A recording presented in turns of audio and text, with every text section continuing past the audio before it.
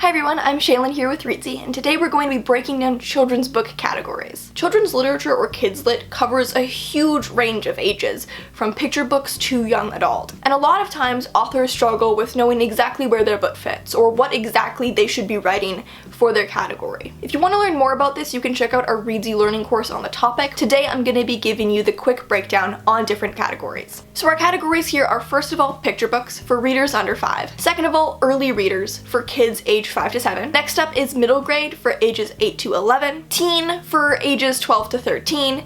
It's kind of a weird category. I'll get to that in a second. Finally, young adult, or YA, for ages 14 plus. A lot of adults read YA, but we're generally writing for kind of the 14 to 18 age range. You can get a strong feel for books in different categories by going to your local bookstore and kind of just scoping out the scene.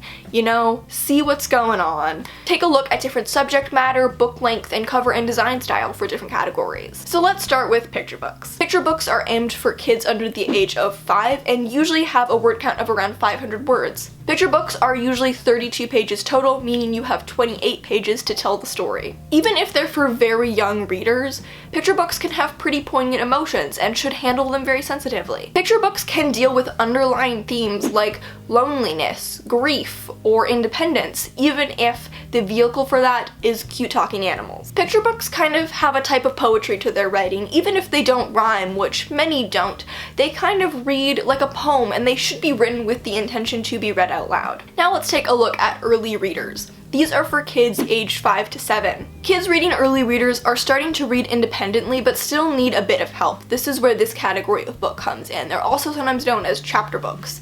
It's kind of the simplest form of the novel. So the book is divided into chapters, but with a relatively small word count, around 2,000 to 5,000 words. Common trends here are secret lands or adventure, animals, magic, rebellion, and mischief. With early readers, you really want to look for series potential. Kids love to read more and more and more about characters they already are invested in. Structure here is also very simple. You have a beginning, middle, and end, and kids kind of start to familiarize themselves with how story structure works through reading these books. The book will also likely be illustrated. You don't need to plan them or anything, but just consider characters and scenes that will look good illustrated. Books in this category are often very distinctly gendered, you know, with pink, sparkly books for girls and books with jokes about snot for boys. I recently helped set up one of my local bookstores because they were moving locations. Helped set up the kids section primarily is what I was doing. It's almost hilarious to see how aggressively gendered these early reader books are. However, there are some early readers books that just defy gender categorization, and those can sell really well because they appeal to all kids. Now let's take a look at middle grade. Word count for middle grade starts to get a bit longer, around 30 to 50,000 words, and is for readers aged 8 to 11. Once you get to middle grade, kids are pretty much reading on their own now. Readers around this age are also starting to become aware of injustices around them, and they want to read about protagonists who are also feeling that. Therefore, a vividly drawn central character with a strong voice and attitude is key. Good and evil is a classic theme in middle grade that's seen over and over,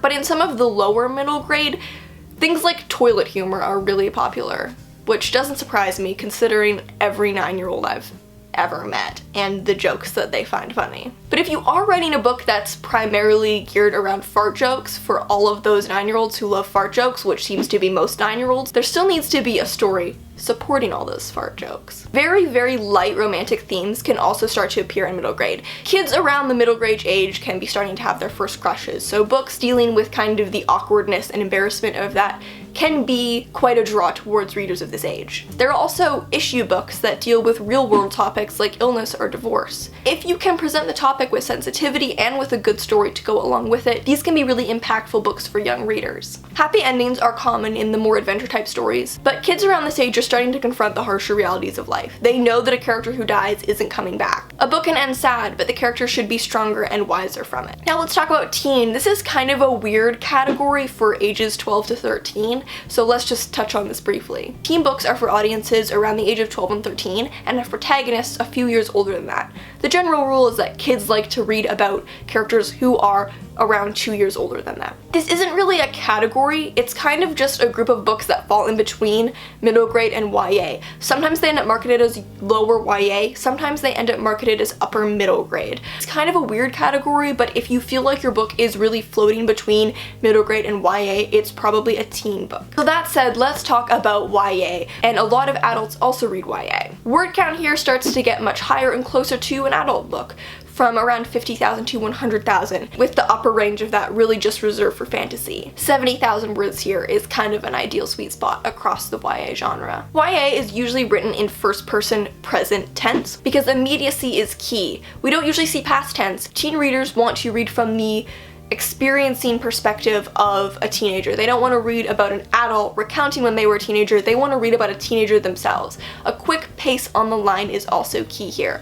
I did a little survey of the YA books on my shelf a while ago, and I was able to find like 2 that were in first person past tense.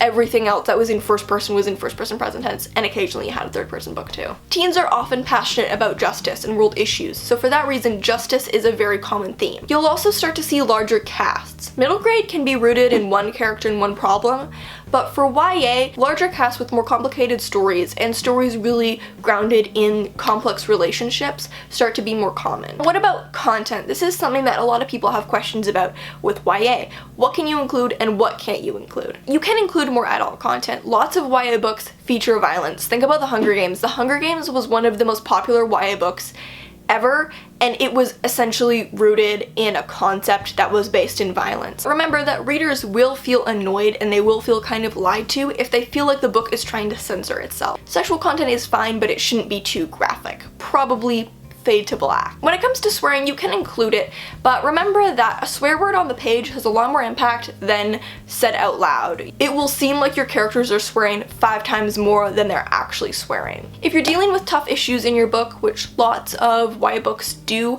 talk about, don't try to impose a moral agenda or sugarcoat anything to the reader. They'll see right through that if they feel like they're being talked down to. You can be realistic and honest without trying to be preachy or hide anything. That's a breakdown of children's categories. Thank you so much for watching, and remember to subscribe for new writing, editing, and publishing videos every Tuesday and Friday. Until next time.